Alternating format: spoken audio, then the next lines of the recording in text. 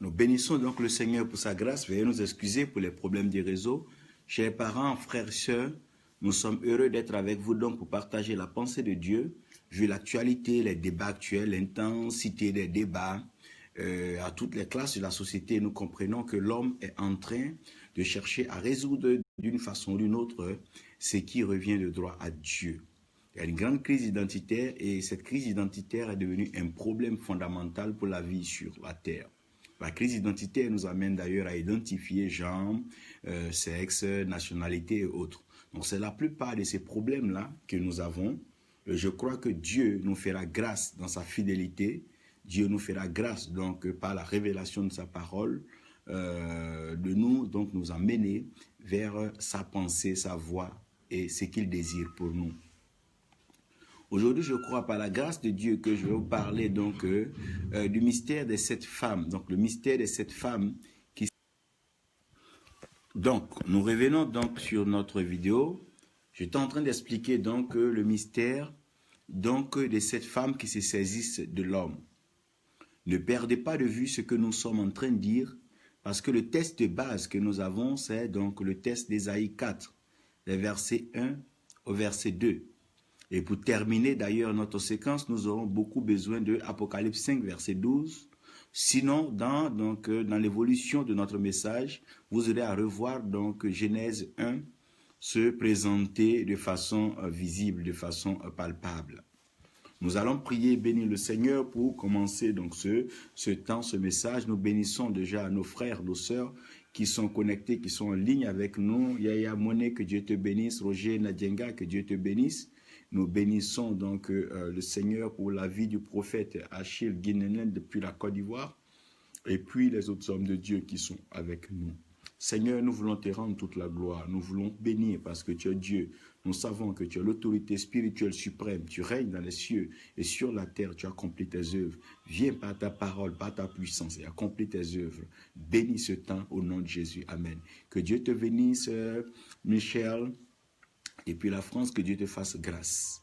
Que Dieu élève toujours son nom dans vos vies. Donc, je suis en train de vous parler donc du principe donc de mystère qui a existé à la création. À la création, Dieu dit faisons l'homme à notre image et à notre ressemblance. Donc Dieu doit faire l'homme à son image et à sa ressemblance. Cependant, Dieu crée l'homme à son image. Donc dans la première portion de la création, Dieu sort l'homme de la poussière de la terre et Dieu fait que l'homme ait son image. Donc le mot ressemblance n'apparaît pas lorsque Dieu est en train de faire l'homme. Mais Dieu fait l'homme à son image. Pourquoi? Parce que Dieu, il est esprit. Mais l'homme va devenir quoi? Une âme vivante. Donc le fait que l'homme va devenir une âme vivante va faire intervenir aussi 2 éléments fondamentaux, à savoir l'esprit et la chair. Donc l'homme va devenir maintenant une entité tripartite. Donc l'homme va devenir esprit, âme et puis corps. Et après cela, l'homme en travaillant, donc en réalisant la création, en nommant les animaux, il va se rendre compte que les animaux sont deux, à savoir mâle et femelle. Donc l'homme va commencer donc à exiger d'une façon interne ou externe son aide semblable. Et Dieu va faire plonger l'homme dans un sommeil. Quand on parle de plonger l'homme dans un sommeil, on parle d'arrêter dans toute fonction, activité de l'homme. Donc, à un certain moment, Dieu va mettre l'homme au temps pause, au point mort, si vous voulez. Et à partir de là, il va prendre l'os de l'homme. Et c'est à partir de l'os de l'homme qu'il va créer donc la femme. Aujourd'hui, nous avons de grandes crises identitaires, nous avons des problèmes, des débats. Est-ce qu'une femme doit prêcher? Est-ce qu'une femme doit faire ceci? Est-ce qu'une femme peut diriger? Non, c'est pas comme ça que Dieu regarde l'homme et la femme. Lorsque Adam et Ève ont le problème dans le jardin, Dieu vient et il parle donc de l'homme. Il dit à l'homme que tu es de la poussière et tu retourneras à la poussière, mais tu vas travailler et c'est à la sueur de ton front que tu mangeras. Il dit à la femme tes grossesses. Donc Dieu vient maintenant annoncer quelque chose de nouveau parlant de la création et de la fécondité, la reproduction. Il parle de la grossesse. Donc la grossesse est la capacité que la femme a à pouvoir recevoir la sémence donnée, garder cette sémence pendant un temps et produire un fruit à partir de cette sémence. Donc, il dit alors que les grossesses de la femme seront douloureuses, mais les désirs de la femme seront portés vers l'homme. En d'autres termes, quel que soit là où la femme va partir, elle va se retrouver à revenir vers l'homme. C'est ce qu'il est en train de dire. Donc, il donne tout. Donc, il donne l'espace, donc là, à la femme de pouvoir réaliser et comprendre sa mission, sa responsabilité. Il dira aussi que c'est la sémence de la femme, donc le fils de la femme qui va écraser la tête du serpent. Alors que vous savez que c'est pas la femme elle-même qui a le fils, c'est le père qui est le père de l'enfant. Il met la sémence en la femme et la femme conserve cette sémence, elle couvre cette sémence jusqu'à ce que la sémence devienne maintenant le fils. Mais dans la parole, Dieu va dire le fils de la femme. Et regardez que après donc la chute, Adam va changer les choses. Adam va appeler donc sa femme Ève. Il va dire que Ève veut dire que la mère de tous les vivants. Donc tout ce qui vit, tout ce qui participe à la vie, tout ce qui embellit la vie sera lié maintenant à la femme.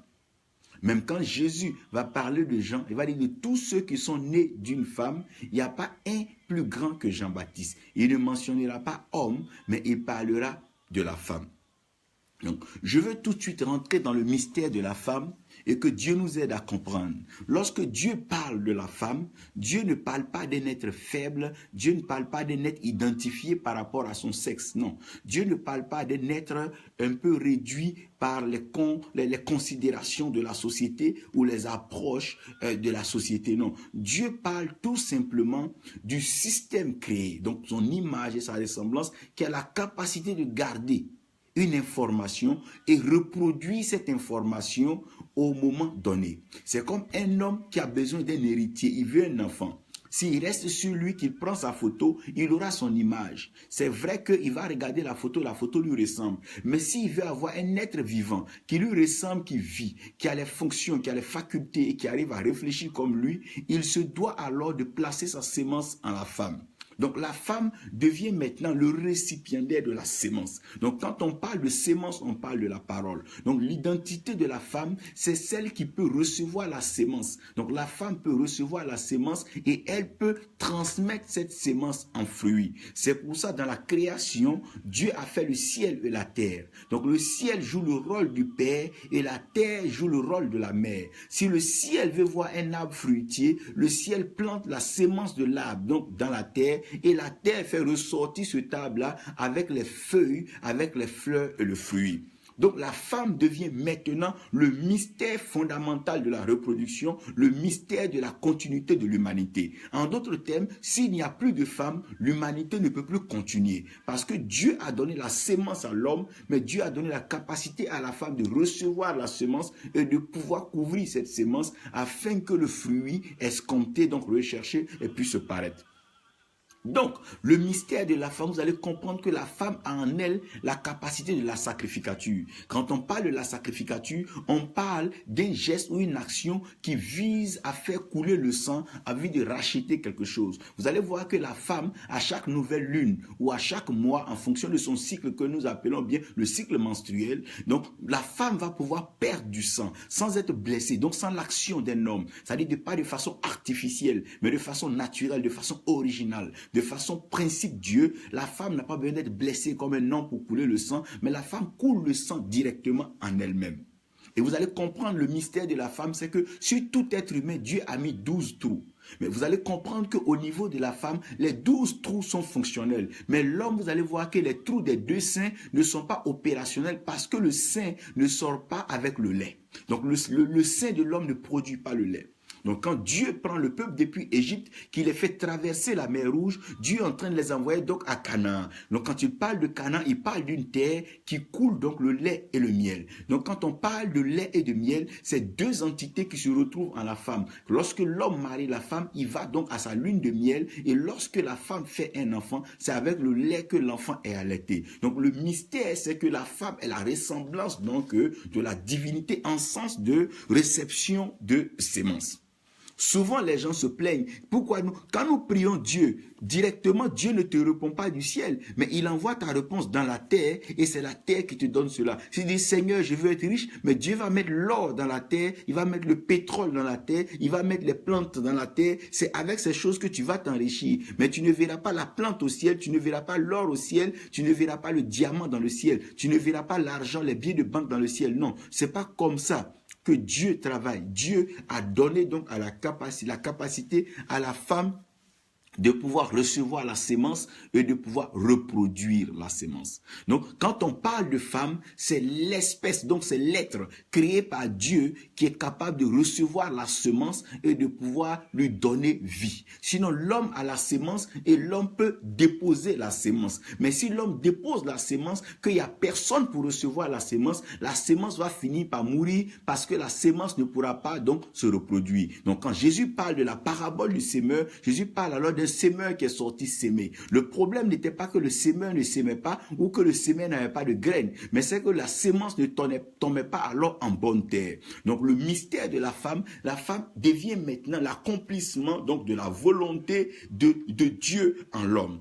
Parce que l'homme va appeler la femme Ève, qui veut dire la mère de tous les vivants, et le souhait de tous, c'est de vivre heureux, avoir beaucoup d'années et être très comblé. Donc la femme, elle est mystérieuse. Pourquoi? La femme est mystérieuse parce qu'elle est tirée de l'os. Et puisque la femme est tirée de l'os, on ne peut pas l'identifier à la création terrestre, donc liée à la poussière ou au sable. En plus, Salomon s'interroge sur des mystères dans la vie de la femme, comment l'os donc se forme dans le ventre de la femme enceinte. Mais puisqu'elle est tirée de l'os, elle peut arriver à tout moment à pouvoir reproduire ou bien ossifier quelque chose qui lui a été donné. Encore, parlant de la femme, vous allez comprendre que Dieu a fait grâce que la femme puisse être propriétaire de la vie. Et c'est ce que Adam l'a traduit dans le jardin. Il dit, j'appellerai ma femme Ève, qui veut dire mère de tous les vivants. Que Dieu te bénisse, Guillaume Francis, Anjo depuis l'Allemagne, Patricia Aka, que Dieu te bénisse, que la grâce de Dieu repose sur vous. Donc le mystère de la femme est un mystère assez large. Si vous voulez comprendre un peu le mystère de la femme, je vous emmène beaucoup à lire Cantique des Cantiques. Si vous lisez Cantique des Cantiques, vous allez comprendre. Vous allez voir que dans les étapes de la croissance de l'homme, les femmes ont été très utiles dans la continuité de la reproduction. Je prendrai un exemple banal pendant plusieurs, par exemple, lorsque Lot sort de Sodome et Gomorrhe, la femme de Lot devient statuette de sel, alors que la Bible dit que nous sommes le sel de la terre. Donc la première espèce à devenir le sel, c'est la femme.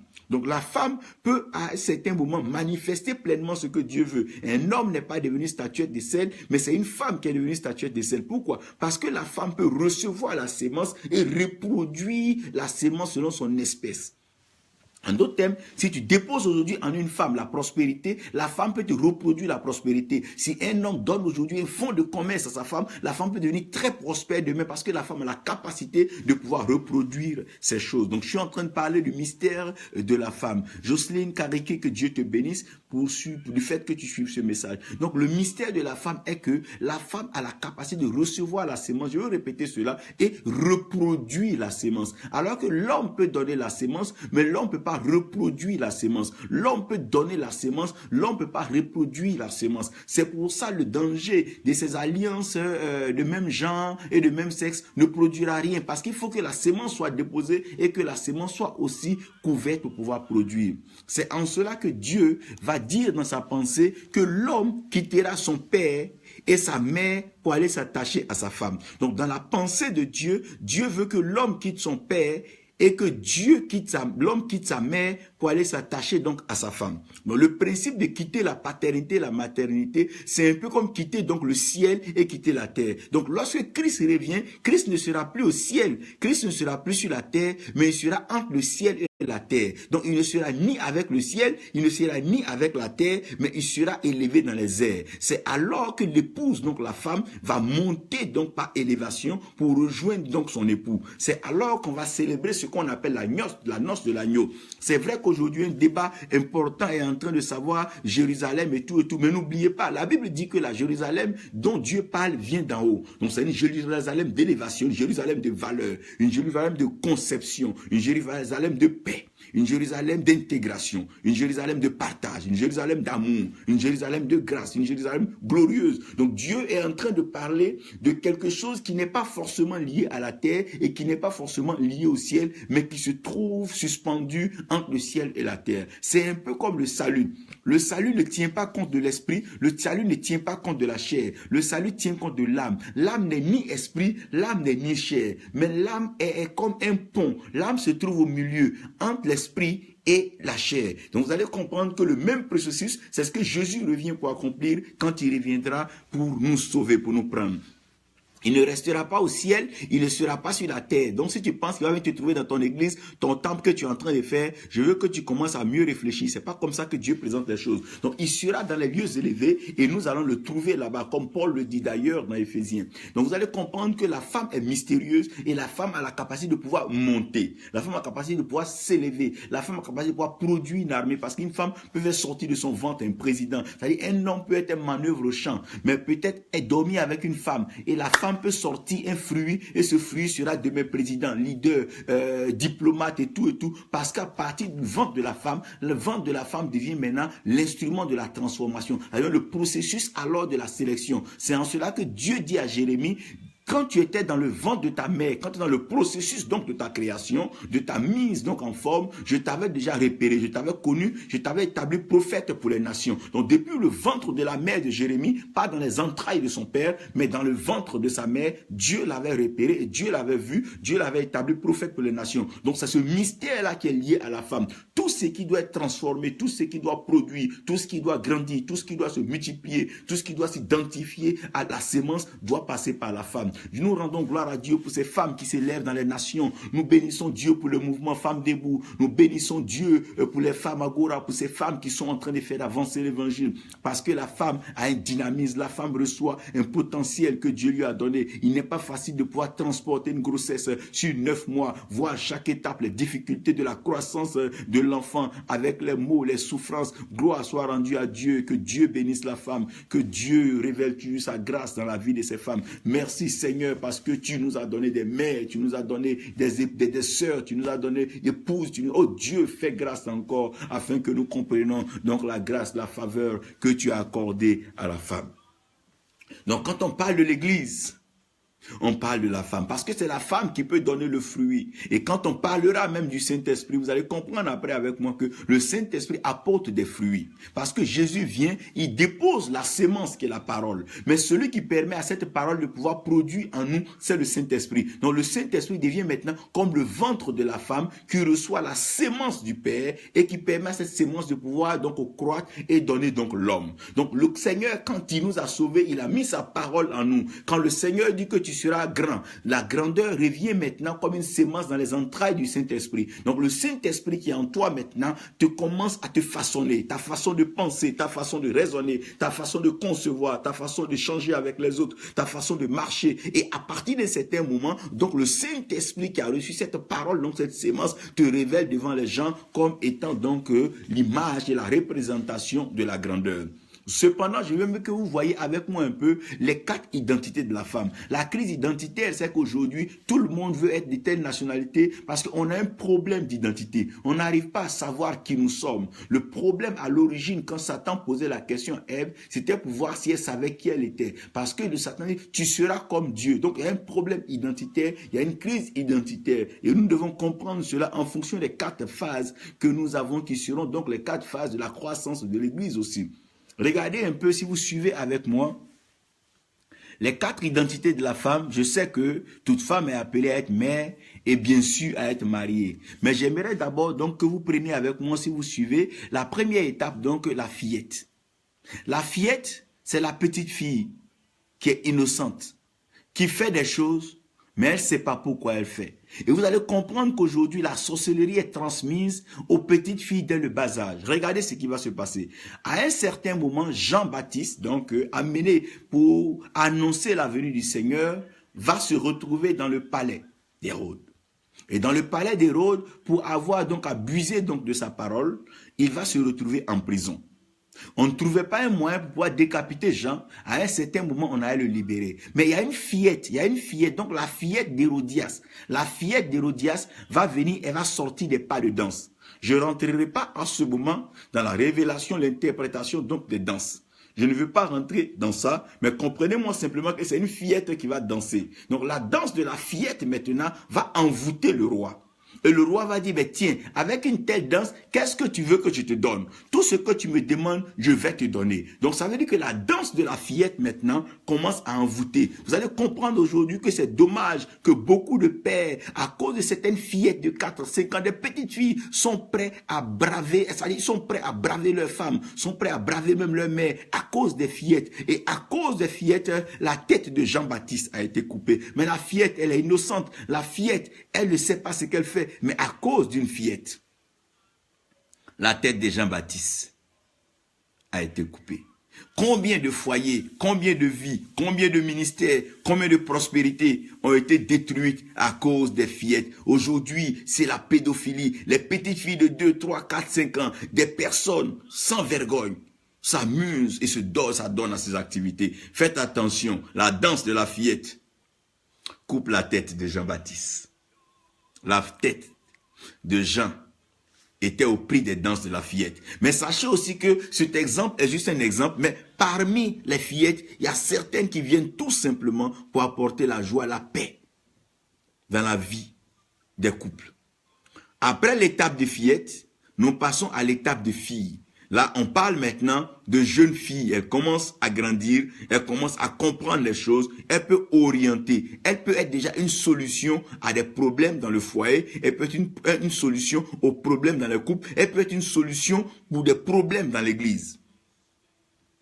Même si elle n'est pas encore mariée et qu'elle n'est pas encore fiancée, le fait qu'elle soit une jeune fille, elle sait des choses. C'est le cas par exemple de la jeune fille juive donc qui se trouvait chez Naaman et que la femme de Naaman avait donc comme servante. Lorsque la lèpre, quand on parle de la lèpre, on parle de ce qui pousse à l'exclusion. Pourquoi aujourd'hui l'église est en train d'être exclue? Mais c'est à cause de la lèpre. L'église a besoin d'être purifiée. Nos nations ont besoin d'être purifiées. Les pensées, les systèmes ont besoin d'être purifiés. La lèpre s'est entachée. La lèpre a touché un peu tout. Quand on parle de la lèpre, on parle de la méchanceté, la corruption, on parle des mensonges, du népotisme, les xénophobies. Ça, c'est la lèpre. C'est des choses qui ne doivent pas exister parmi nous. C'est ces combats ethniques, ces combats religieux, ces combats doctrinaux. Non, ça, c'est des formes de lèpre, et c'est des lèpres qui doivent disparaître d'entre nous. La lèpre était avec le général d'armée. Pourquoi? Parce que tous ces points-là, nous les prenons pour pouvoir animer des bagailles, des palabres. Vous allez comprendre que quelqu'un veut combattre son frère, il va l'accuser d'une autre religion,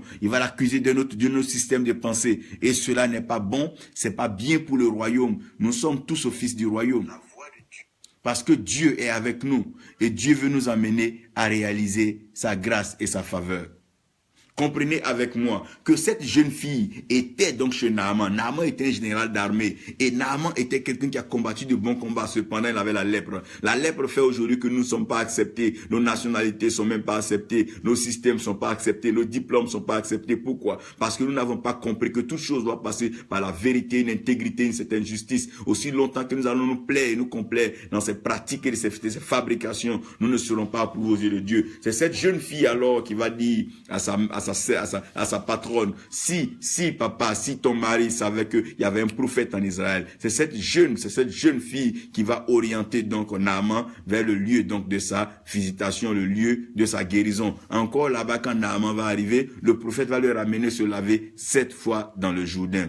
Le mystère des 7 femmes qui se saisissent d'un homme. Le mystère des 7 femmes qui se saisissent d'un homme. Donc je continue pour dire donc l'autre étape maintenant c'est la fiancée. Quand on parle d'étape de fiancée, on parle d'une femme qui est consciente de l'alliance. Elle sait qu'une alliance a de la valeur et elle est prête à préserver l'alliance, elle est prête à se conserver dans une position d'alliance. Et dans ce cas-là, c'est Marie. Marie était fiancée à Joseph. Je veux garder le mot la fiancée. La fiancée, c'est une femme assez merveilleuse qui n'est pas encore mariée, qui n'est pas encore présentée au gros jour, mais déjà dans le secret est en train de faire des choses qu'un jour nous saurons. Marie était fiancée à cause du fait qu'elle avait une considération pour l'alliance. Gabriel, qui était dans la présence de Dieu, est venu lui parler. Malheureusement, aujourd'hui, dans nos temples, dans nos églises ne reconnaissent même plus leurs alliances. Plusieurs serviteurs, servantes de Dieu ont oublié leur alliance.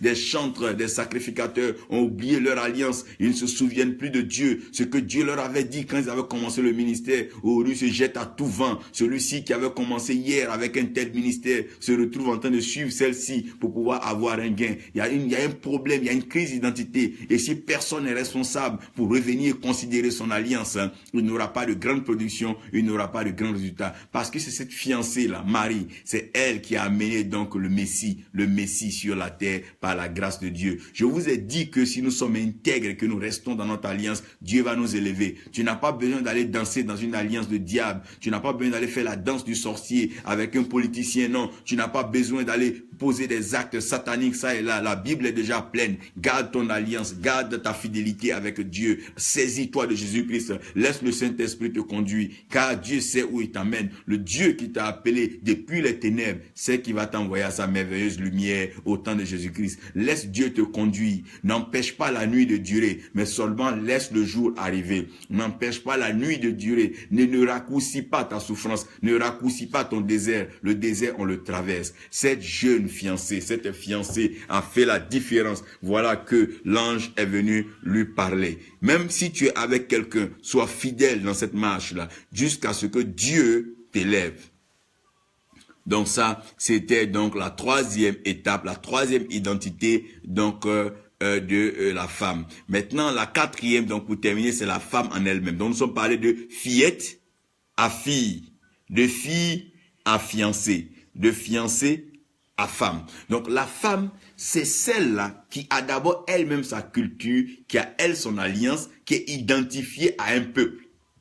Mais si elle entend une révélation ou qu'elle découvre la vérité, elle est prête à ramener donc son peuple dans cette vérité. Donc c'est pour ça que la Bible dit, la femme sage bâtit sa maison. Ce n'est pas la fillette sage, ce n'est pas la fille sage, ce n'est pas la fiancée sage. Non, c'est la femme sage. Parce qu'aujourd'hui, le problème que nous avons, c'est que au lieu que les femmes amènent leurs enfants, leurs maris, tout le monde vers la connaissance de Dieu, malheureusement, plusieurs femmes sont en train d'emmener leur maison, leur mari vers la destruction. Et c'est ça aujourd'hui le problème. Parce que lorsque nous sommes en train de parler de Jézabel, mais c'est une femme, seulement une femme qui n'est pas marquée par la sagesse divine. Donc au lieu d'agir dans ce qu'on va appeler la construction, elle va agir pour détruire. C'est dommage qu'aujourd'hui, beaucoup de femmes soient en train de détruire au lieu de construire. Regardez au temps de Salomon, il y avait deux femmes qui avaient dormi. Elles avaient dormi, une avait dormi sur son enfant. Elle a tué son propre enfant. Mais gloire soit rendue à Dieu parce qu'il y a une au moins qui a laissé vivre son enfant. Que Dieu nous amène des femmes, Dieu nous amène des mamères, Dieu nous amène des fiancées, Dieu nous amène des filles, Dieu nous amène des fillettes, des personnes qui seront prêtes à se donner pour que cet évangile avance. Il dit partout on prêchera l'évangile, on parlera de la femme, on parlera de cette femme. L'évangile est lié à la femme parce que la femme a une mission particulière à accomplir. C'est elle qui peut recevoir la sémence, garder, reproduire et multiplier la sémence. Je suis en train de parler pour ceux qui nous prennent en marche, donc, des 7 mystères de la femme. Que Dieu te bénisse, quoi, Dieu Francis Kanga, que Dieu te bénisse, Prince Oyenaba, et puis Konanda, que Dieu te bénisse, que sa grâce repose sur toi. Maintenant, je vais parler maintenant des mouvements de la femme. Les mouvements de la femme, si vous me suivez, vous allez comprendre que je parlais tout à l'heure de la femme comme étant l'Église. En général, la femme attendait. Parce que c'est l'homme qui quittait son père et sa mère et qui partait s'attacher à sa femme. Donc dans la conception de l'humanité et dans la conception de l'homme, l'homme en tant qu'être humain, l'homme a comme l'impression que la femme ne doit pas se déplacer, la femme doit rester dans un lieu fixe, lui il va et il revient. Donc vous allez comprendre aussi que quand on va essayer d'exprimer cela de façon génétique, on va expliquer la femme comme étant l'être stable et l'homme étant comme celui qui est mobile.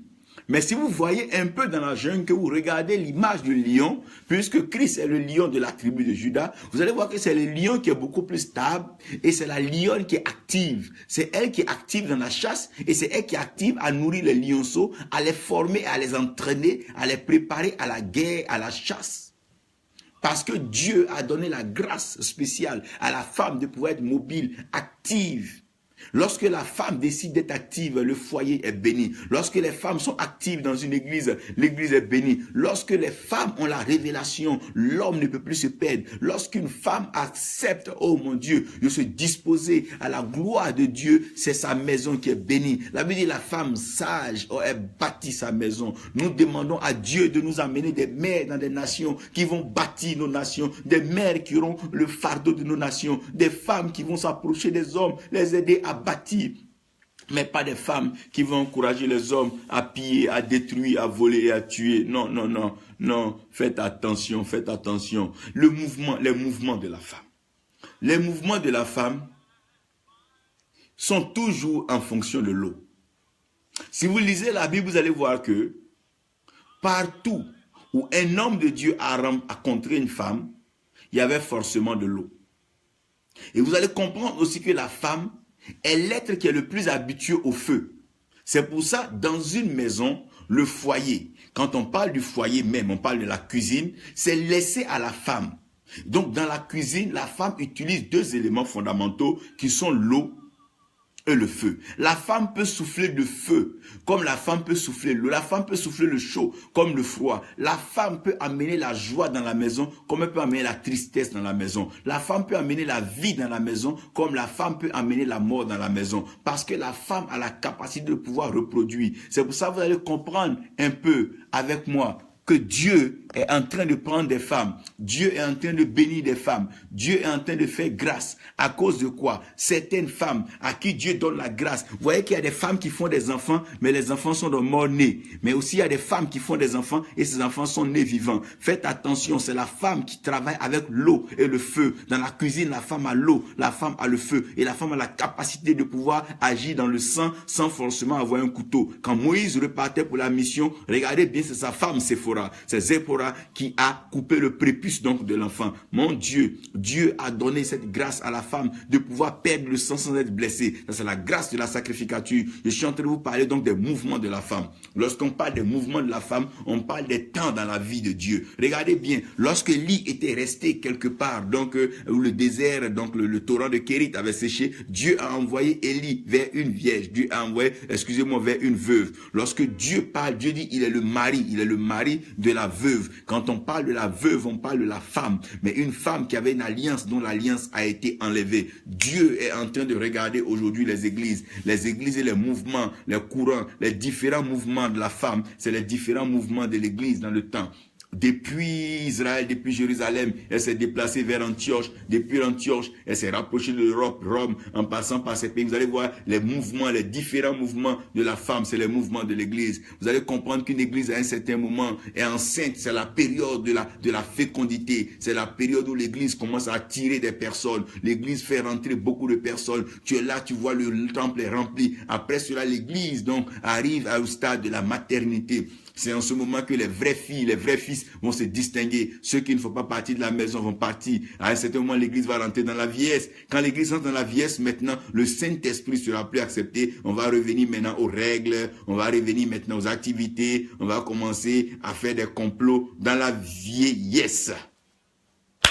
Dans la vieillesse, on commence à faire des complots, on commence à manipuler, on commence à faire les choses nous-mêmes, comme ce que Rebecca était en train de faire. Mais sa manipulation a coûté cher à Jacob.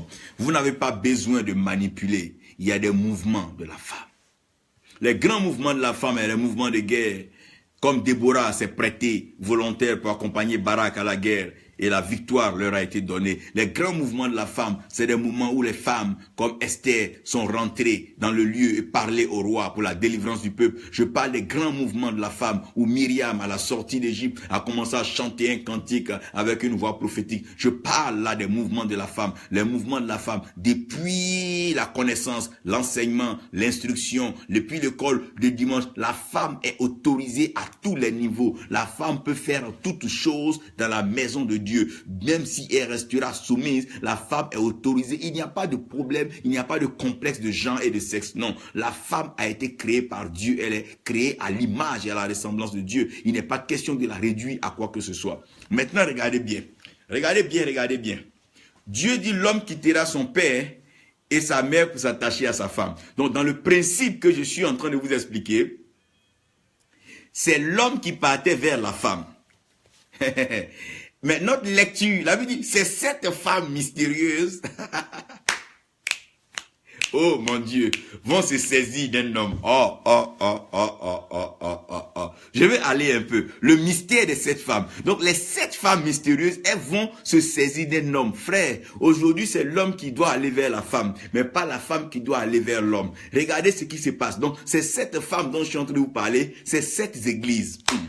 Et ces 7 églises-là avaient juste la clé de leur espace. Mais les églises n'avaient pas la révélation de la parole. Jean n'était plus dans l'église, Jean était sur l'île de Patmos. Jean était dans l'île de Patmos parce que quoi? Jean est celui-là qui aimait Jésus, que Jésus aussi aimait. Regardez aujourd'hui, lorsque la femme rate son amour, elle finit toujours par être frivole. Oh mon Dieu. Et l'église a perdu son amour. Aujourd'hui, l'amour de Christ a été transformé par l'amour de l'argent, l'amour de la personnalité, l'amour de l'ego, l'amour de la religion, l'amour de l'attachement. Aujourd'hui, quelqu'un est prêt à prendre des millions, faire un pèlerinage en Israël, pendant que des jeunes pasteurs auprès de lui meurent, n'ont même pas le minimum. Aujourd'hui, on est prêt à faire des grands cultes, payer de grosses voitures, pendant qu'on n'est pas prêt à soutenir nos pasteurs adjoints. Ça, c'est la méchanceté. Quand l'amour a quitté, mon Dieu, mon Dieu, mon Dieu. Lorsque l'amour a quitté l'église, lorsque l'amour de l'évangélisation, l'amour du jeûne, l'amour de la prière, l'amour de l'intercession, l'amour de la révélation, l'amour de la pensée de Dieu, avant les gens pouvaient rester car la présence de Dieu, prier jusqu'à ce qu'ils sentent quelque chose de nouveau venir sur eux. Mais aujourd'hui,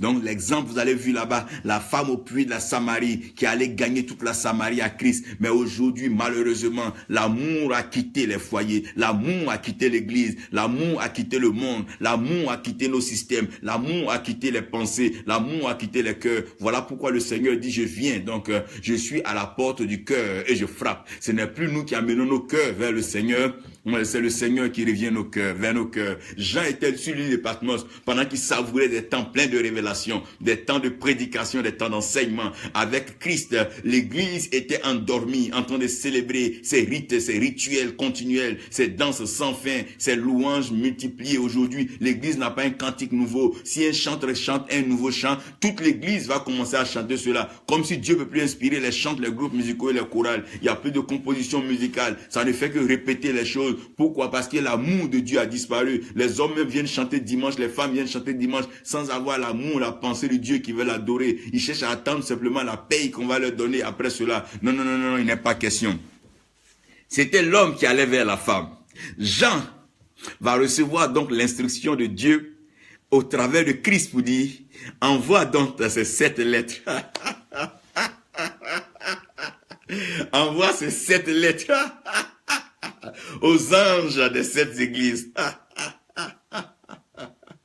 Envoie ces lettres aux anges des 7 églises. Oh mon Dieu, mon Dieu, mon Dieu. Donc la révélation de la parole de Dieu, la compréhension de la pensée de Dieu va être laissée sur une île de Patmos. Quand on parle d'une île, on parle d'une portion de terre entourée par l'eau. Souvenez-vous qu'à la création, l'Esprit de Dieu était à la surface des eaux. Donc à la fin, comme la fin est semblable au commencement, c'est pour cela que l'Esprit de Dieu sera toujours là où il y a l'eau. Oh mon Dieu, l'Église sera arrosée, nos nations seront arrosées, vos vies seront arrosées, parce que toute sémence qui n'est pas arrosée finit par sécher, mais vous serez arrosés par la pensée, la parole, la grâce de Dieu. Et lorsque Jean va envoyer donc ces paroles vers l'église, l'église va se réveiller.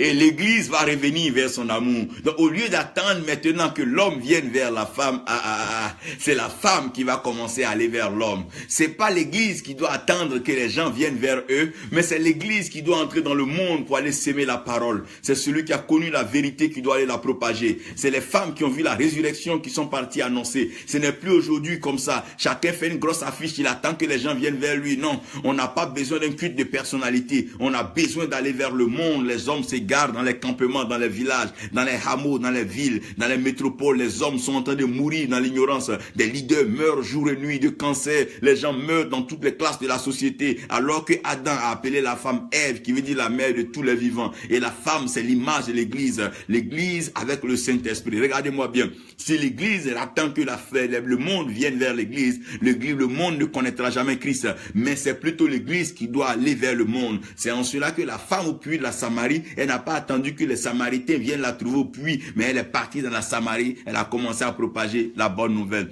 Et la Bible dit que dans ce temps, mon Dieu, dans ce temps, en ce jour-là, ce qui se passera, les 7 femmes ne resteront pas pour attendre l'homme, mais les 7 femmes vont se saisir de l'homme. Oh mon Dieu, je parle des 7 mouvements, Mokarakada, les 7 esprits de Dieu qui vont parcourir tout le monde entier pour commencer à saisir des hommes, ça et là. Quand je parle des 7 esprits de Dieu, je suis en train de parler des 7 valeurs spirituelles que Dieu a établies afin de pouvoir bénir l'humanité. Que Dieu te bénisse, Jean-Marc Hua depuis le Canada qui nous suit, Eric Sib, que Dieu te bénisse, Chris Lou. Dieu est en train d'envoyer maintenant les femmes vers l'homme. Je ne suis pas en train de parler de femmes physiques aller vers un homme. Non, non, je suis en train de parler de l'église vers l'homme, l'esprit vers l'homme, l'action de Dieu vers l'humanité. Oh mon Dieu, ça sera fort. Dieu envoie à ta recherche les 7 esprits. Les 7 femmes sont allées à ta recherche. Les 7 femmes dont je parle étaient cachées dans la Bible, elles étaient scellées. Ces 7 femmes étaient invisibles. Donc la Bible dit que gloire soit rendue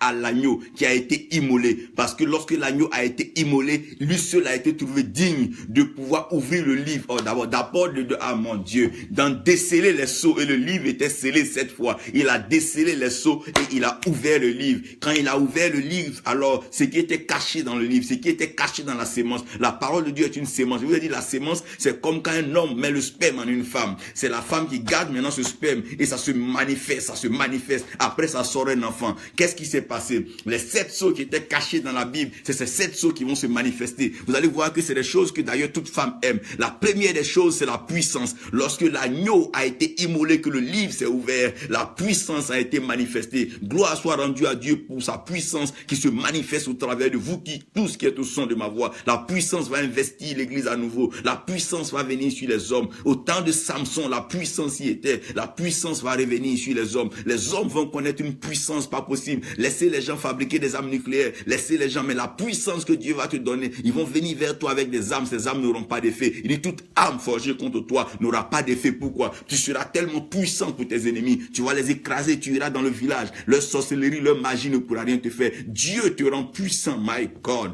Donc la première femme qui vient vers toi, c'est la puissance. La deuxième femme qui vient vers toi, c'est la richesse. Regardez bien, les femmes aiment les hommes puissants. Les femmes aiment les hommes qui sont la richesse. Quand je parle de la richesse, je ne parle pas forcément de ton travail. C'est vrai, tu travailles, mais Dieu va t'enrichir. Il y a un héritage du royaume qui est réservé pour toi. Dieu va t'enrichir à un niveau où tu ne pourras pas comprendre. La richesse arrive à toi. Je parle des 7 femmes mystérieuses qui vont saisir un homme. Les 7 femmes sont en train de chercher un homme. La richesse te cherche.